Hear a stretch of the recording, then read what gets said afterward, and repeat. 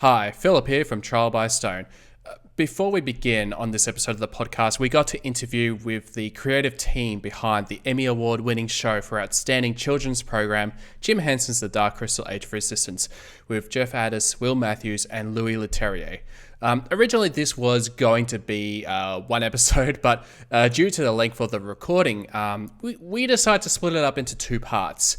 So this is part one, the interview. So if you're listening to this on the podcast, you can watch the video presentation on our YouTube and Facebook pages. So you'll find the links to those in the show notes. Thank you, and I hope you'll enjoy the show. Hello and welcome to Trial by Stone. I'm your host, Philip. Just want to say thank you so much for joining for this very special episode of the podcast. Alongside with me, of course, are my co-hosts, Jaime and Sydnni. And for this episode, we've got three very special guests from the people behind the show itself, The Dark Crystal Age of Resistance. So with us, of course, is Will Matthews. So Will, how are you and how you doing? This is very exciting. I'm very happy to be here. Thank you. And of course, we've got Jeff Addiss. So Jeff, welcome to the show. Thank you. And I just wanted to say Javi's very sorry that he can't be here today, but I heard that he might be talking with you guys separately down the road. So he sends his best, and he's sorry that he's not here. Oh, yes, absolutely. Yeah. So no, thank you for that. And yeah, we definitely look forward to having him on the show down the track, because I know he's definitely probably got so many stories of his own to tell. So it's better that way. He needs his own podcast. Yeah, like, just Javi it's like we could probably just talk about the puppet show episode, for. That's exactly right. Yeah, and of course, last but not least, of course, is the executive producer that directed all the episodes of The Dark Crystal Age of Resistance, Louis Leterrier. So, Louis, thank you so much. Hello. You're on the show. Thank you so much. And I mean, first of all, I might actually start by saying, congratulations on the Emmy win. Such an incredible victory. I mean, what was it like, just scoring that Emmy? I'll start. I can tell you exactly what it was like. I was actually on the side of the freeway with my two kids at Burger King, feeding them French fries, and I think Jeff texted me like, oh, holy shit, we won. I did not think we would win, and I was so busy on that day, and obviously we taped the speech a long time ago, but I was like, it's been an amazing experience, but just winning an Emmy. I've done so many movies and so many shows. I've never won anything. Winning the biggest thing ever for a show, I didn't think we would get it. So, I just didn't want to be disappointed. So, Burger King. Yeah. And the only reason I texted him, I didn't know either. I didn't watch it either. I was so sure. I really was sure we weren't going to win. And so I stepped out, and somebody was like, "Hey, you just won an Emmy." And apparently, I just froze in the doorway and just couldn't believe it, and just froze like that for a good minute, and then I started texting people. Will was the only one who believed. Will believed.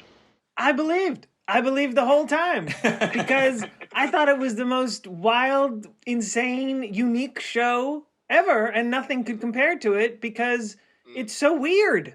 Always bet on weird. I was watching the show on TV in my mother's living room, where I grew up watching awards shows and dreaming that one day maybe I'd get one. And so it was wild to be sitting there and see the show come up on the screen. And the minute they said it was a tie, I said, there's only 3 nominees. If 2 people won, I gotta be one of the 2, right? And I was very happy that we were. Yeah, it was it was surprising for myself. I mean, Jaime, you like Sydnni and I, we were actually recording an episode of the podcast. We thought, it's happening the next day, but then Jaime messaged me and he was like, "Oh, yep, they won." It's like, what? It's already happened? You were caught off guard. Yes, very much so. So we had to do a live show, and yeah. Jaime messaged us out of nowhere. We were like, "What? Are you messaging us from the future? How is this happening?" And then we proceeded to flip out and then frantically put all our stuff back together to get back online and record some more. And Louis, aren't they just called regular fries for you? If you're French and you eat French fries, they're just fries. They're freedom fries for everyone now. Freedom fries. How strange is it though that you tied, because that doesn't happen. So it's doubly amazing that not only have you won an Emmy, but you've won in a tie, which statistically doesn't happen. So it's a pretty great thing.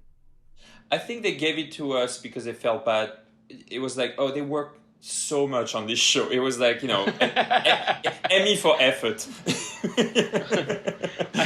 I mean, that's the thing about this show. Took so long that I had other people, like friends of mine, sold shows, made shows, had those shows canceled I know, while we were still just shooting.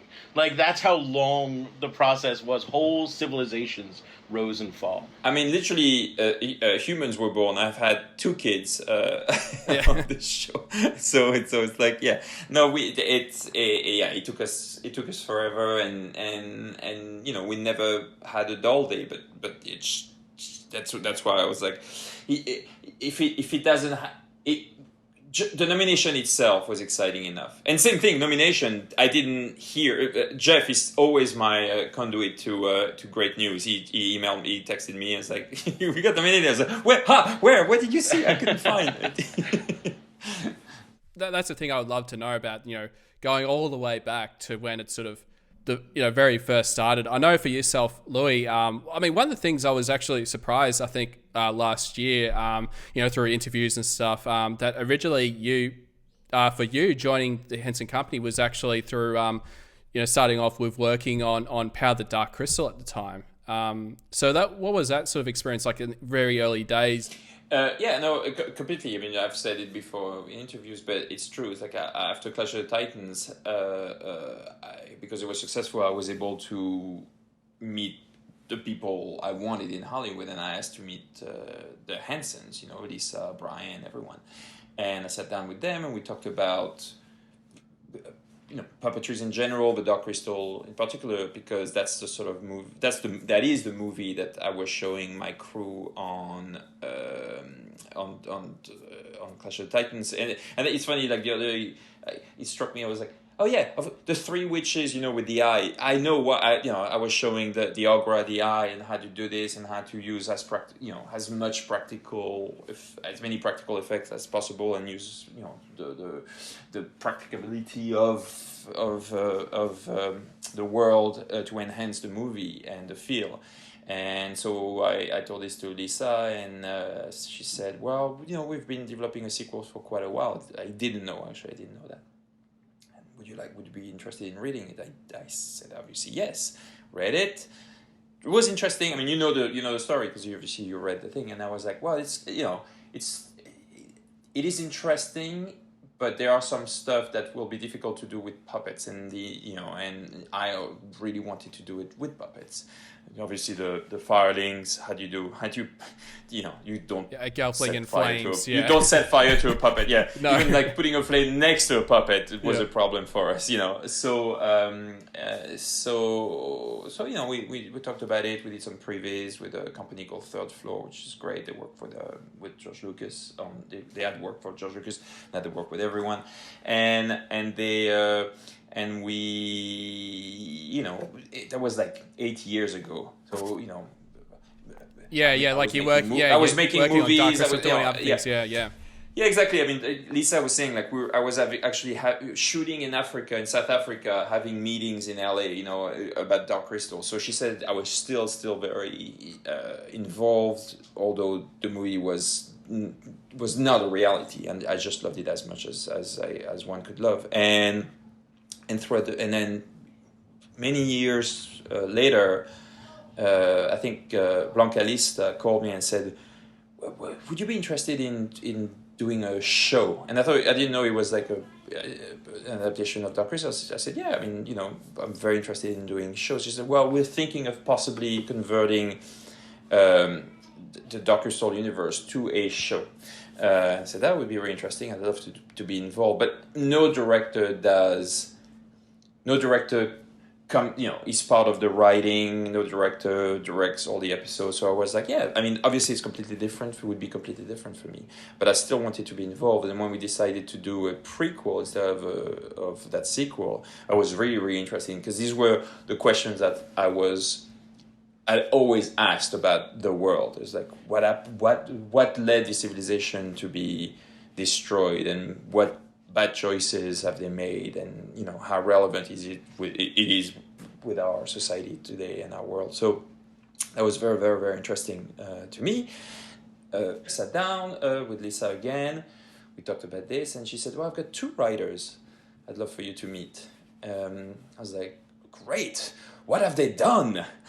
I can't. Yeah, what have they done? And this Nothing. Just, well, I mean, they finished school. That's they have their driver's license, and they're coming to pitch us a take. And that's when Will and Jeff came in, and that's when I fell in love with them and their storytelling. I guess for yourself, like Jeff and Will, like how you both got involved with Age of Assistance, like, this was something, of course we have heard, from, the documentary that initially you sort of, in a way, sort of cold called the Henson company because you initially wanted to pitch like a Labyrinth sequel. And of course, down the track they're like, well, we're not doing Labyrinth, but we're doing Dark Crystal. And so how did you sort of approach all that for you? Yeah. Yeah, it was Will, credit to Will, who convinced me that we should sort of have our agent cold call, who very nicely did. We thought it was a sequel movie. We found out it was a prequel TV show. We were like, great, we'll come back. We came back. Louis was in that meeting. It was really fast. Like, Louis was in, like, the second meeting we had. And then we Remember how we met? Yeah, we met in the lobby. That lobby you guys went, with the I think it's it's the Ornamentalist, right? And Kermit and all that stuff. And we were there, and I didn't know what they looked like. I mean, again, they'd done nothing, and I think they didn't know what I looked like. So we were sitting across from each other, like one would wait in the lobby. We knew it was you, Louis. We knew it was you because you checked in after us, and you're like, "Hi, I'm Louis for Lisa," and we didn't know you were going to be in the meeting. So Will and I started whispering to each other, like, "I think that's Louis Leterrier, and I think we're pitching Louis today," because we didn't know you were even going to be in it. Yeah, and I was like, "Oh yeah." And we sat down and started talking. Actually, they always play Dark Crystal or something. There's like a little 80s video DVD player, right, that plays something, and I think wasn't there like something. Anyway, that's how we met. It was like, and because Jeff and Will, when you got involved with the show, was that during a time when it was like potentially going to be like as an animated series at the time, or was it when they were like that they're actually going to do puppets, and that's sort of how? No, a lot of suns had to line up to make this thing happen the way it did. I mean, there's just a lot of luck and timing. And so we just happened to cold call and meet with Lisa basically right after, a couple months right after the decision was made to abandon the animated approach and go for a live action puppet approach. So we weren't part of that decision. We didn't know that had even been a discussion. We just were told puppets, prequel, and we said, okay, here's what we think. So here's a more specific question for you then. So you're interested in Labyrinth. That's not going to work out. How do you back up artistically, creatively, and say, okay, now let's get our heads into this world? Where were you on the spectrum in terms of interest for the Dark Crystal? I'm sure there's a nostalgic interest in it. How did you obviously, nostalgia is a great thing, but nostalgia doesn't often tell a very good story. It's got to be more than that. How did you guys back up and then say, okay, let's find a way into this? What was that process like? We started out on 2 kind of different places on the fan spectrum for Dark Crystal. And so the first thing I did was turn to Jeff and say, what do you want to do? Because I knew he knew everything that needed to be known. And so where do we start? And then together you start building it brick by brick with 2 different perspectives. But the beginning was really, if Jeff could play in his favorite childhood movie, what would you want to do, buddy? And the answer was this thing. And we knew we were also given some parameters, right? We knew it was a prequel. They had written the first book. They knew that Rianne needed to be the lead, or at least one of the leads. Because they had very specifically set him up in the book and then sort of didn't focus on him. So they knew that that was going to be what it was going to be. So we had some parameters and some things, but that was really kind of it. How Rianne found out about the draining was pretty well set. So yeah, like even during, I think, the animated stage, I think that was that sort of always the case. I think even back then, before then, I think, right? Yeah, I think so. I think the animated show, the plan was to cover much of the same time period cover the same time period and focus on Rianne. But obviously it was a younger skewing show, and we created a lot of the characters when we came in. You know, Brea, Deet, Hup, none of them were part of the Dark Crystal as it existed before we came on. The only one I really know of was Rianne, and I think the Hunter, and some of that world stuff was there after their great conjunction. I mean, that's the thing, like, sort of, you know, when you're trying to break down, you know, these, you know, when we got the green light for doing 10 episodes of Dark Crystal, I know originally that, like, the plan was, you know, potentially to do 10 episodes as sort of for one big overall story. How that came about to, you know, to focusing of, you know, well, here's this, you know, big pitch that initially, you know, was, you know, possibly going to be the case, but then decide to sort of break the story in half and almost in a way to sort of, you know, to sort of expand the world much more. And that sort of help, you know, with breathing more room with the storytelling in that way. I'm trying to remember, Will, who literally told us. I have a memory of, and maybe it's wrong, I think it was Teddy, who just sort of leaned over and was like, you know that there's like a lot of story here, and maybe you need to kind of slow it down a little. And we were like, oh, okay. But it was like that gentle a conversation. No, it was no, not but like it was a mandate. Yeah, it was. The pitch was amazing, and you know, you guys are. You have to hear Will and Jeff. Hear and experience and see Will and Jeff pitch. It's amazing. It's kabuki. You know, Dark Crystal. It's incredible, and Jeff with his massive hands will wave them across the room and impress everyone, and you know. And no, but so the pitch was incredible and so detailed, and was painting this incredible civilization and this world, and that you know, the fall of this civilization, etc., etc. And yeah, everybody was coming out, not only Will and Jeff, but you know, the audience was coming out exhausted out of this pitch. So it was not out of necessity, but out of passion that Teddy said, yeah, there's so much story, and it's all so great. It was not like, you can cut this and you can cut this and you can cut that, then you make this. It was like, but this is so important, and you have to understand that Ted Buscemi, he's the biggest Dark Crystal fan. He will know it in and out. I mean, he knows everything.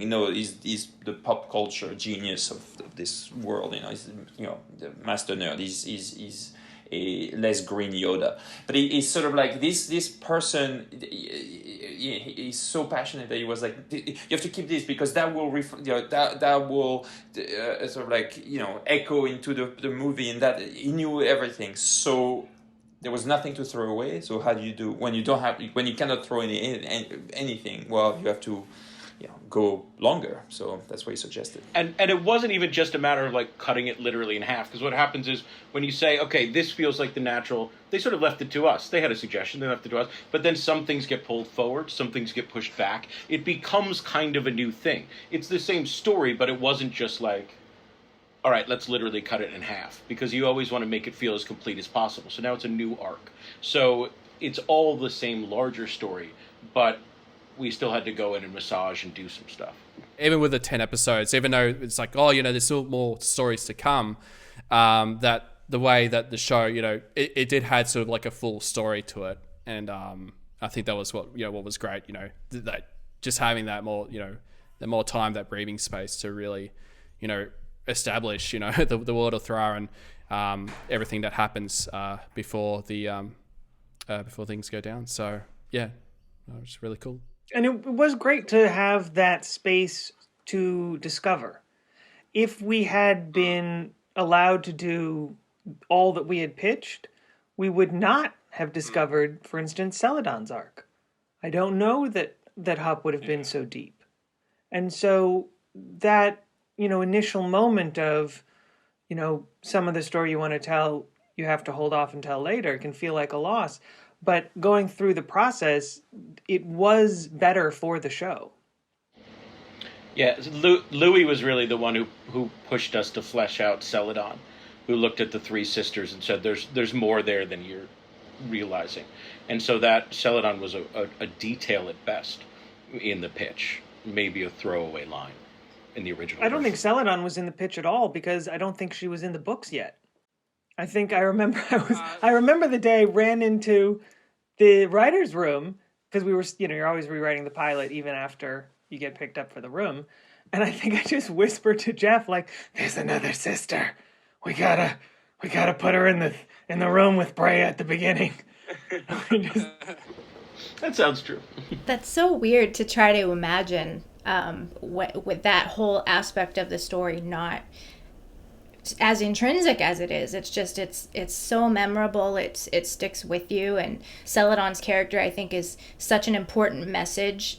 We're gonna do an episode pretty soon where we get into a whole character deep dive on Celadon, and you could just talk for hours about how important of a lesson she teaches to everybody, and that's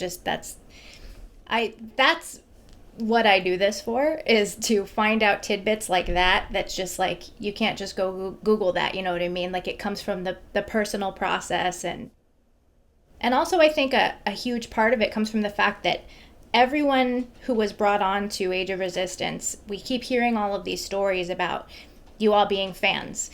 The Henson Company and the Dark Crystal franchise in general, the original movie, just meaning so much to you personally and having that connection as a fan. And I think that's what makes the difference. This isn't a job. This is it's a passion. It's Louis actually said recently in an interview that I read yesterday that it's not necessarily what pays the bills, it's what feeds your soul. And I think that really shows. So all this to just circle back to the question, I guess, of, do you guys feel, whoever feels like they want to jump in first, do you guys feel like there's a line between, fanboy and, feeling that duty to carry a torch, you know what I mean? And then the part of you that's schooled in doing things correctly and following structure and following rules, and then the part of you that's, no, I'm in love with this franchise, that's telling me this, we have to focus on this character because XYZ. Like, do you feel like that line between artist and fan is something that comes naturally for you to walk and contributed to the process for you? Or is that actually a duality that you grapple with? That's a good question. I think for me is free Addiss coming to the stage. Here we go.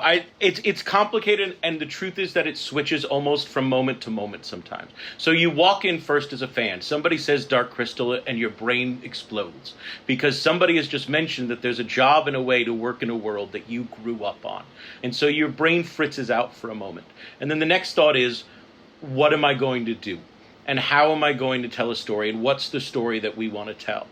And then that part of your brain takes over, and that's the storyteller part of your brain, where you say, there's a story here. What are we holding on to? What do we have to say? And you start talking, and I start talking to Will, and then I start talking to Louis, and then we're all talking together, and Joe's talking, and Lisa's talking, and it evolves, and you start to become the stewards of this new story. And I think that part of the brain largely takes over. And then there's moments. There's moments when you walk onto a set. There's moments when you see a puppet. There's moments, it's a lot of firsts. The first time you see a Skeksis, the first time you walk onto a set, the first time you see a Gelfling, the first time you see new Brian Froud concept art, that my brain for a moment goes, oh, this is amazing. This is amazing. And then the next moment is, okay, how does it fold into the story?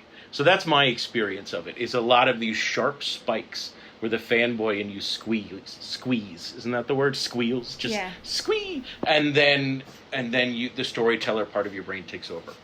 That would be my answer. I don't know. I'd be very curious to see what the other two say. Well, yes, you definitely start as a fan.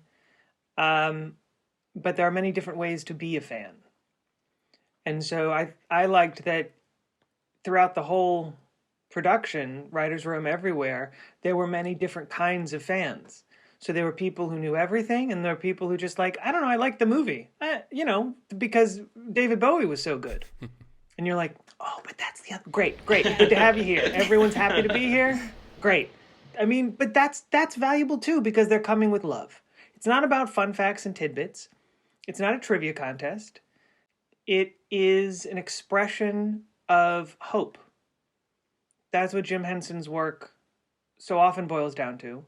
And if you resonate with that message, you are welcome on the team. And so then you figure out, as Jeff say, how to tell the story and how to tell a new story with pieces that you inherited and pieces that you create.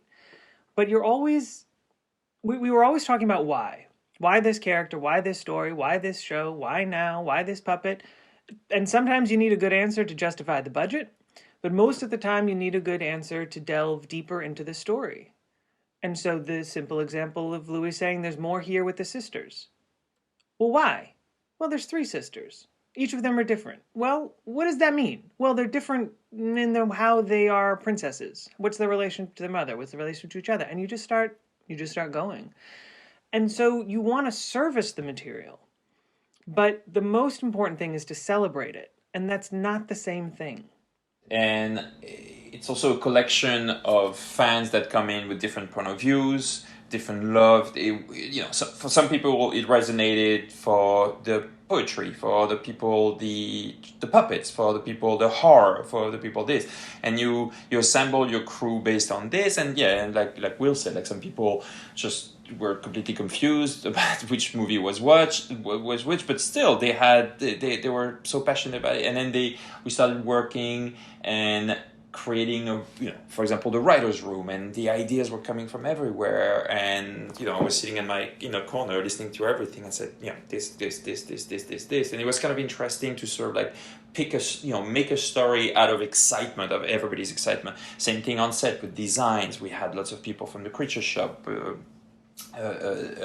Jim Henson's Creature Shop, but also Brian Fradd's designs. Then you had to translate this with a team in England, John Nolan and his team that were creating that stuff, and then build a world with Gavin Bokeh, our production designer, who was not involved in the original one, but had to bring his own creativity and his own aesthetic, but also respect the original designer, Brian Fradd, but also the other designers' vision. And we had to do all that stuff. And it's like checks and balances. Daniel Pemberton music compared to the original music. And so, it's just, you have to find your identity.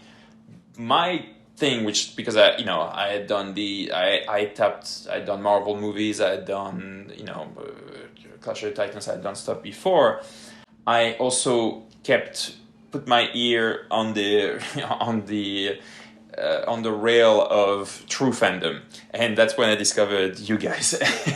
That's why I was like, hey, that must be a podcast, and that must be a Facebook page, that must be this, and I sort of like typed in, never sort of like raised my hand, but sort of like listened in onto your guys' conversation, and it was very interesting because when you were talking about what you liked about Joe's books, I was like, yeah, the fans really like this.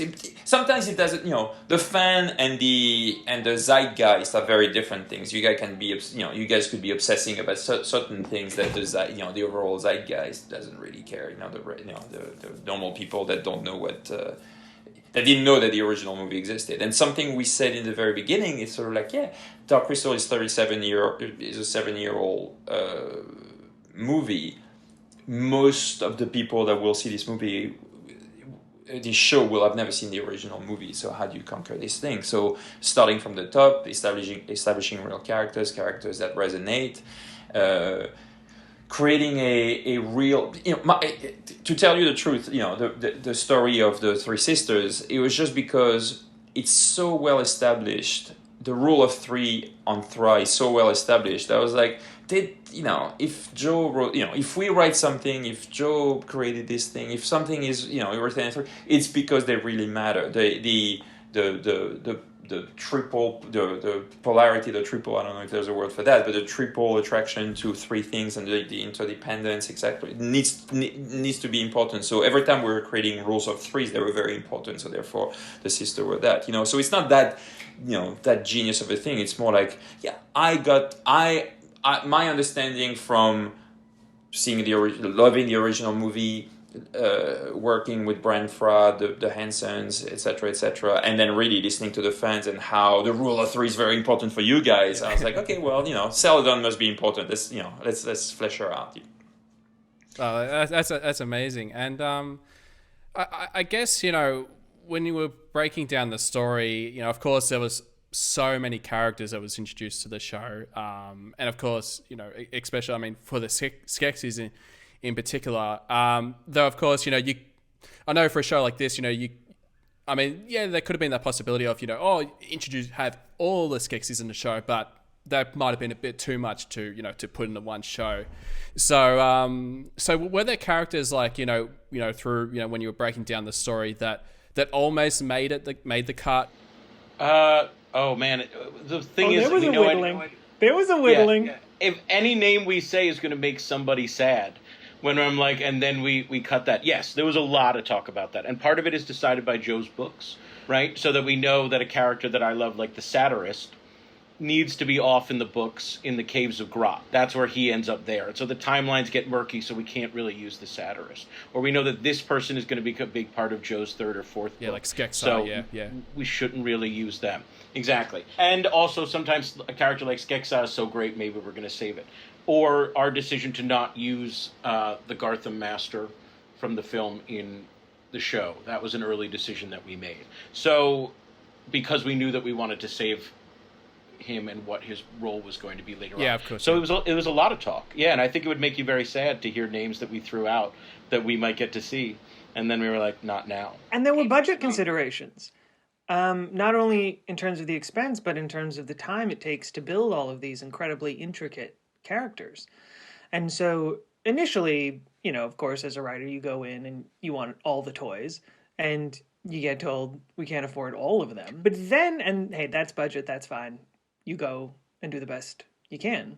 But then there are production limitations. Like, well, you can have all these characters, but you can't have them all at once. So some are going to come later. And at first, that's frustrating. But if you lean into it, it can really help the show. So that's why the Hunter comes in so late. Thank God he does. What a great way to build him up and save him.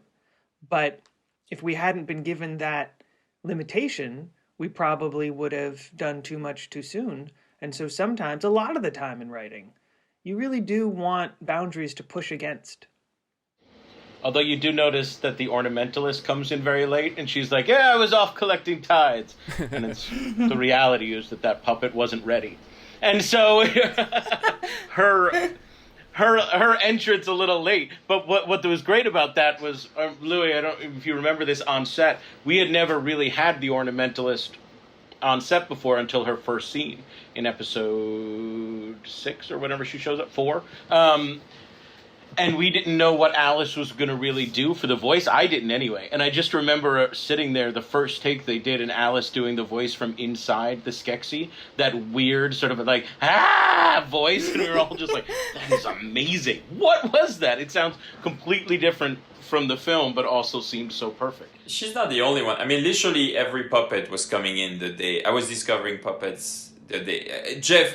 So the way it works. So we Jeff, Javi, Will, Gary, everybody. We had like an amazing writers' room in LA. Then everybody was there, and then we started building. But then these writers, producers stayed back.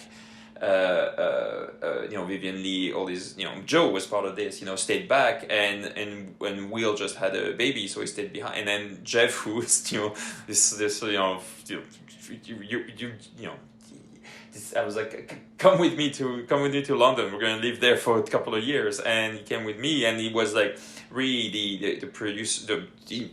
He and Rita Peruggi were the only Henson history Henson, historical Henson people there. So you guys were prepping the puppets, and then at night when I was after every day of shooting, I was literally exhausted, and it was like, please come see this puppet. I have to show you, because tomorrow they're playing. And remember the crystal chamber, whatever, that day we did, like the day when in episode 5 when the dream space, that's the first time I discovered Deet. I discovered who else? Like, the Almadra. The Almadra, Naya. The Almadra, Naya. 18 Gurjin. Gurjin. I think Kylan. That was the first time we saw Kylan. Yeah. Like all of those puppets we had never seen really. No one knew. No one, and even the puppeteers, they were like, they didn't know. Like, poor Becky. She was like, and here's the most important. She's like, I don't know. Oh, it's kind of heavy. And then, so they were trying. And it's funny because if you look at that scene, you're like, yeah, everybody was like trying stuff. So from shot to shot. So we, and I overcovered this because I didn't know how we were going to do. What the evolution of the characters will. Do a little bit this way, do a little bit that way, and then we afterwards in the editing room match them to their later performance when the puppeteers and ourselves had found the essence of the character. So it was very much it was funny, but yeah, every day was like this. Yeah, your down fan favorite Freckles. I remember I was looking through pictures that he at one point he looked horrible. Remember, Jeff? He had he was like, we made him sexy. Yeah, you guys made him sexy behind. Yeah. Toby every night was like, no. He was bringing it back. Thank you. No, you're welcome. Yeah, but if you watch that scene, because Louise hadn't really done the Almadra before. The Almadra is much broader in the dream space and much grander than she ends up being very reserved. But if you watch that scene, she's like, damn you, tell me where we are! And she's much more dramatic than where she became later. And it's because that was like, literally, they like threw the puppet at Louise and like, you're the Almadra, here we go. It was really fast. We basically rehearsed with puppets I bought on Amazon, that looked like, and we were like, when we did the rehearsal, then we had to start shooting, and then we still had those puppets, and then we they were rehearsing on their own, and I was coming at night in the rehearsal space to play to sort of like catch up on the work that had been done. But the morning of was when we were finding the scene. There was never something that was it was Dark Crystal, but it was Dark Crystal on the TV schedule. It was just this. It was just like, you have to go. So it's just we're working all the time, shooting all the time, creating all the time, and credit to really the creature Toby and the creature shop that were building, repairing, fixing, making things lighter. The puppeteers also that were sort of like working behind the scenes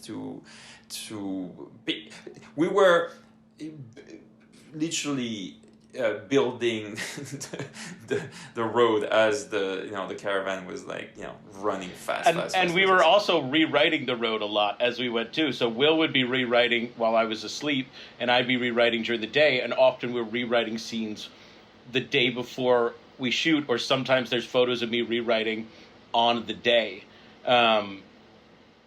Which is very scary when you're on a puppet schedule, because you gotta tell everybody what. But I would be running over to the puppeteers and being like, "Your line is this," and they'd write it down and stick it to their monitor. Yeah. Because at night I would prep at Jeff and I we arrived the way it was working. Like, we took the train, it was nothing was fancy on Dark Crystal. So I was riding my little bicycle to the train station, sometimes with Jeff, sometimes meeting Jeff there. Sometimes we were working on the train. We hopped off the train, had breakfast, had 3 back-to-back meetings, started shooting, prepped at night, and Jeff and I were closing. We were finishing at that's why we talk. I don't know if we want to talk about the fire, but I was always there because there was always something. We were always late. We were working so much because of this, and Jeff and I were there all the time, and I was like, I would come to his office. I was like, that scene tomorrow, it doesn't work. Write this, Oh, shit. So he would do a pass, send it to Will. Will would, Will was like, why? Why? We thought we agreed. It's like, no, Louis said it's impossible. Yeah. He doesn't. Will would be like, none of that works. I'm like, it doesn't matter. I'm going to sleep. We gotta have it in it, and he would be up to Will to make kind of like get it. I'd send him a shape often, and we'd reshape it, and then I'd reshape it again, and then we'd show it to Louis. We'd do it on set and rewrite it again, and it was often. It was that fast, but then I remember I would leave at like 10 p.m. often, and Louis would still be there, and he'd be like, "Oh, you're going home, lightweight," and we were like the only two left, and he would make fun of me for leaving at like 11 p.m. and I'd be like, "Louis, you gotta go." Well, home. but yeah, my challenge was the train schedule. I had to take the first train in and the last train out. That literally was from like 5 a.m. to 1 a.m. But everybody, and I also want to be clear that like everybody worked so hard. Most of my memories of Toby Froud are him running back from a place that I just so like I'd walk to the creature shop, he'd be running back from the creature shop. I'd head over to fabrication, he'd be running back from there, and I'm like, how did you even get there ahead of me to be running back from it? He was always just running somewhere with like glue or there, something broke, there was a problem. Everybody worked crazy hard. Jimmy and Phil, we talked about it, like we would have loved to have you on set. We had lots of guests coming all the time because we had lots of guests because it was like a Dark Crystal town with like its own restaurant, its own its bathrooms. It's like it was like its green room with a piano where the puppeteers could be artistic and sing and no, it was really our own gym, like at first it was fine, and afterwards we had like a few masseuse on staff for some reason, but like no, but it was like it was exciting and exhausting and all contained, but really smartly put together by the Henson and our two produce. All credits to Rita Peruggi, who's the Henson producer. She really was like, her and Tim Wellspring, our two producers, were absolutely incredible, and I had like a bunch of amazing ADs that Ollie Robinson was the first for the longest, but then Zoe Liang came afterwards, and we had like amazing people working and really being passionate about this. So what you were talking about, being fans of the work, they were fan of what everybody was a fan of what we were trying to achieve. No one was sourpuss and grunting their way to the set. Everybody was like, yeah, this is fun. Well, and especially when you get to the puppeteers, I mean, because Dark Crystal is considered such a pinnacle of puppeteering, so then you've got the puppeteers who all know it. You're never calling a puppeteer in England and saying, do you want to come in on the Dark Crystal? And they go, what's that? Like, it just doesn't happen. This is the pinnacle. So it was like a city of fans. But Rita and Tim really did put together it felt like a small city. It did have a restaurant and a... When Louis and Jeff talk about how hard everyone works, it's important to remember that everyone, no matter how experienced they were in their field or even with puppets, no one had done anything like this before. And so everyone on every level was doing the best they could. There was nothing to base it on. So when they talk about how hard it is to make things run on time and how well Rita and Tim were able to do it, you have to remember they weren't able to pull much from other movies they worked on or other shows.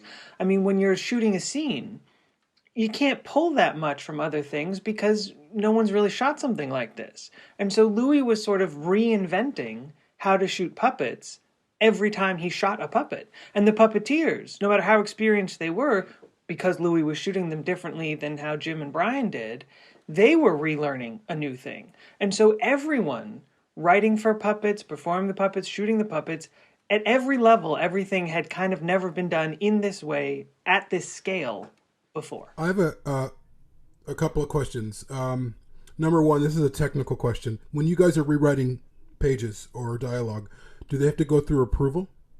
Or do you just do what you need to do and everyone's cool with that? Yes, they have to all go through approval until you... It never is everyone's cool with that. There's never... And then, look, by the end, and they trusted us. We knew the voice. More in the beginning, they're watching over you. And then as it goes on, it just gets, we know the show really well. We know the voices really well. Not really is the truth. I mean, it would be Louis, and a lot of times it just came down to us on the set being like, let's do this. But yeah, I mean, but they were very involved, if that makes sense. Like, there's just things that had to change in the moment. But anytime we reissued a new script, I think Lisa was always one of the first to read it. Like, you'd wake up in the morning and she'd have read the new script that we issued overnight. And she was very, very, very involved. And she knows that world very, very, very well. The beauty of Netflix is that once they trust you, it's forever. You know, sort of like, yeah, not see you at the premiere because they'll check in and come in very excited from time to time. But like, you don't need to, or maybe you do, I don't know. I wasn't part of the nitty-gritty of that stuff. But I never got a note from Teddy saying, well, that line or this or that. It was more. Do you think you can make it work? Yeah, I think it's gonna work. Okay, great. And that was that. Yeah, there certainly weren't any, especially the later you go, there aren't any petty or stupid notes. The later you go, the more it's really about production. The more it's about that puppet broke. She can't be in that scene today. Or it turns out they can't pick that up. We thought they could, but they can't. So you got to rewrite the scene so that they don't have to pick it up. It's really more that stuff, but you got to do that stuff. There's no arguing with, well, find a way to pick it up. They know puppets, and so you write around that. But I don't really like that line. I mean, that doesn't really happen that much. Except from Louis. But I think it's a language barrier. No, sometimes it doesn't work. Sometimes it doesn't work. So I was like, this doesn't work. I mean, poor Jeff. Sometimes I was coming with him. I was like, Jeff, I remember one day coming to you, be like, this, I hate that. Just change it. You remember what it was? What it was? I Please don't tell remember. Us. I Get don't spicy. remember. What did you hate? No, I don't remember what he hated. Do you remember what character it was? I remember that we had to add in episode 2, we realized that there was a problem of we needed to see Deet walking around in the world. So there was a scene that I wrote very last minute for the Fizz gig, where she runs into the Fizz gigs. And that scene came from, like, we're shooting that, like, tomorrow we have an opening. So we need a scene, and you got to use puppets that we have. So I remember I, first wrote a scene where there's a giant thing in a bush, and you would see tentacles reach out, and Deet would be like, ah! And you'd never really see what it was. And then Lisa hated that. And then I think I wrote something else that you hated. And then eventually it came down to, we got Fizz gigs. And I was like, all right, we're going to do a thing so that you would think that Deet was going to get a Fizz gig friend, which I thought was fun. But I think that came from, literally, Lisa was on set that week, and I'm just sitting there, and I was like, yeah, no, but, and so that day, so I remember that day, and it was funny because it was like Deet explores the world and discover, and it was basically what we had, so we had to sort of animate and make the world magical and everything, but we didn't have enough puppeteer that day because it was kind of improvised, and then walked in Netflix, and Carolina Garcia, our exec, and I was like, Carolina, how about you put your bag here, and then I'm going to run you under the stage. I'm going to teach you how to be a puppeteer, and you're going to be one of the monster plants. And she was one of the things, and she's like, she took the red eye just to, arrive to England, and she was being like this sort of this plant that has those plumos coming in and out. That's Carolina Garcia. She's very excited. That would happen because we literally decided to shoot that scene last minute and get it in, and so the shot is Deet walking through the world, so everything's got to be alive. I like we that. Just, we didn't have 40 puppeteers we needed overnight, so I think everybody's under the stage moving stuff. I remember the gobbles. We got a bunch of people to just use their backs to do up and down squats for a while. Sometimes it's all hands on deck. So my second question is a larger question in terms of the P word, prequel. Obviously they're divisive. They can be. A lot of them aren't successful, whether it's sequels or prequels. Did you guys go in? Of course, you have to go in and just do the job, tell the story, that's laid out for you. But are you also aware of why they didn't work before and why this has to work now? And of course, a lot of that can be left up to we do our best, we turn in our best work, you do your best directing, you do your best writing, and let the pieces fall where they may. However, there is history, there are lessons to be learned from other films or shows or whatever where those prequels or sequels didn't work out.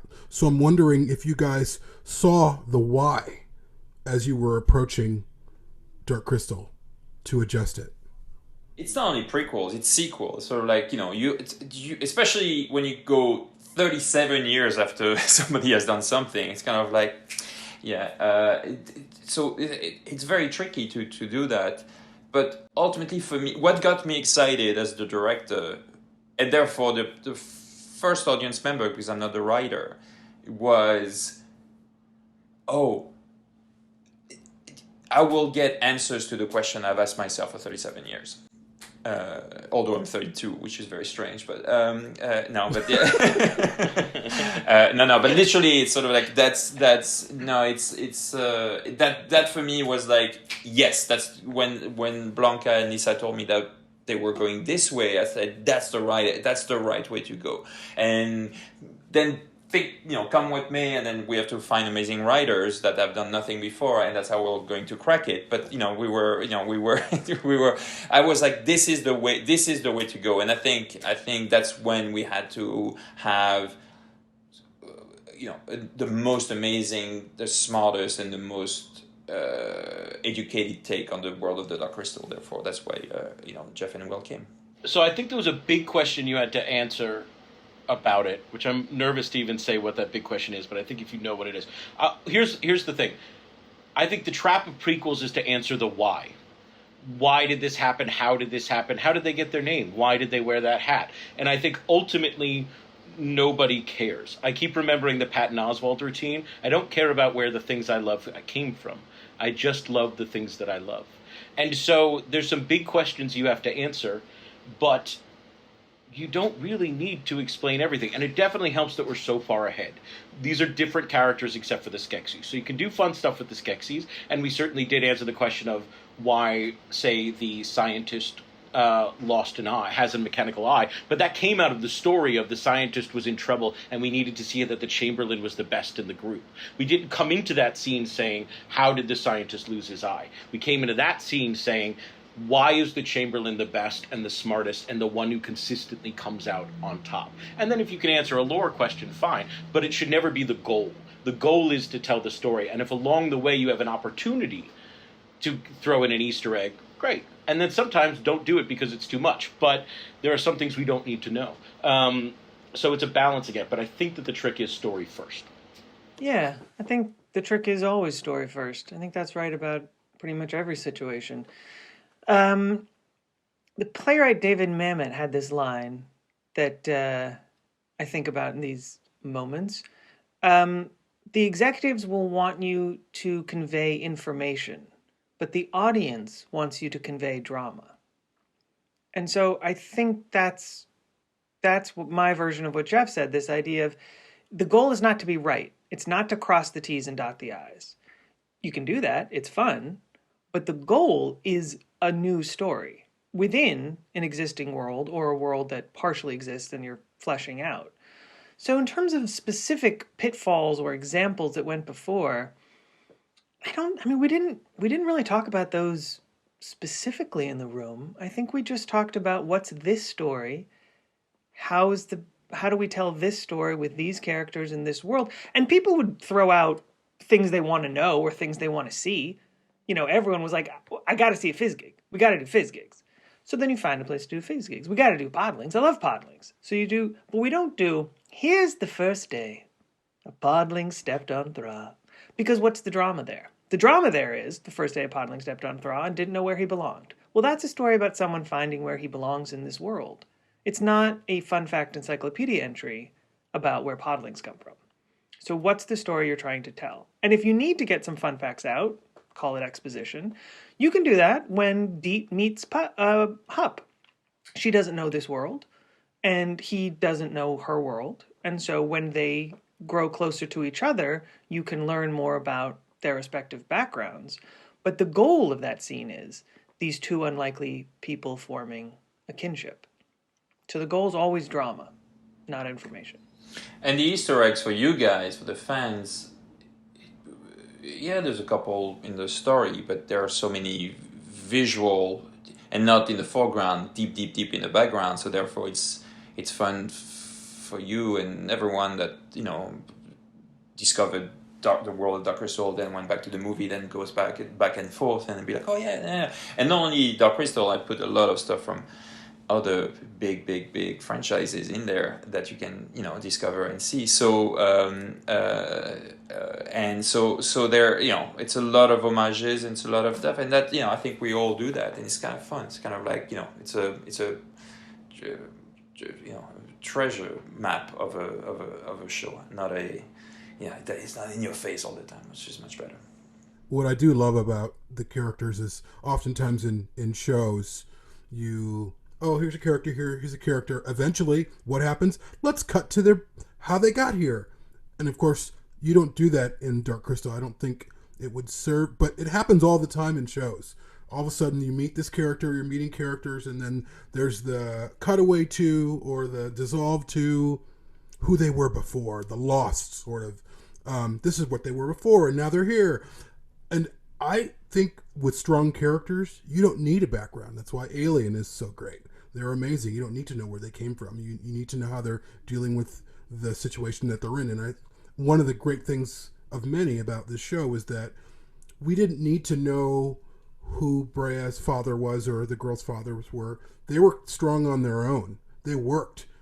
There was no big why, because what was in front of them was big enough. And I just think it was refreshing. It was refreshing to not go that route of, oh, look, flashback. Oh, look, another character, flashback. Who are they? We didn't need it. The world didn't need it. And that's hard to do. It really, really is. And you guys did it so successfully. It was the guy's idea to create a misdirection on the story and to have the lore being the story of Thra being the Skeksis are, benevolent, and then they give technology. The Sigourney Weaver opening is. If you're a fan, you've waited 37 years for that, like you guys, and you start watching the show, and you're like, what the hell have they done? Are they crazy? And then you get your answer in episode 7 with the puppet show, which is cool. And then that you understand that it was full. We were fooled by some kind of a fake story, like we all are. All that stuff is more interesting. It becomes more of a interactive viewing experience than just let's relax and just watch. You have to lean in. Experience the story, understand the characters, and not do something else you could do on other shows. And that concludes part 1 of our interview with Jeff Addiss, Will Matthews, and Louis Leterrier. We hope you enjoyed the show, and stay tuned next time for part 2 of our interview.